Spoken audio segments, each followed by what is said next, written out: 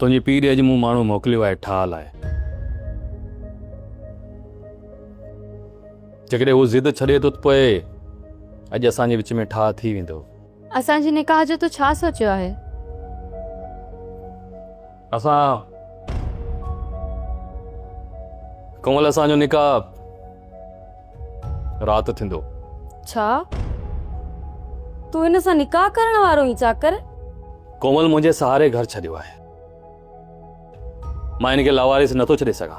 मां लावारिस न आहियां चाकर खान, पंहिंजे माउ पीउ जी अकेली धी आहियां।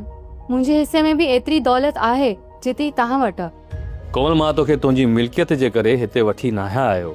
मां भी तुंहिंजी मिल्कियत ॾिसी निकाह नथी करण चाहियां चाकर खान। मूं तोसां मोहब्बत कई, इन करे पंहिंजी सुकून वारी ज़िंदगी छॾे तो वटि आयसि। न मां लावारिस आहियां ऐं न ई ॿीहर मुंहिंजे लाइ वरी अहिड़ी सोच रखजांइ। छा इन जा नखरा तूं सॼी ज़िंदगी बर्दाश्त करे सघंदे?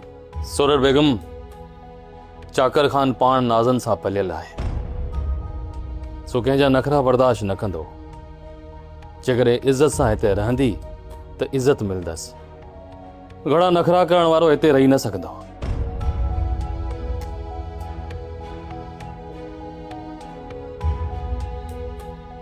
हाणे त कोमल जा नखरा मूंखे ई खणणा पवंदा। हुनखे एतिरो त होश मां कढी छॾींदसि। भले हू हाणे चाकर खे परेशान करे, जीअं चाकर हुनखे हितां तड़े कढे।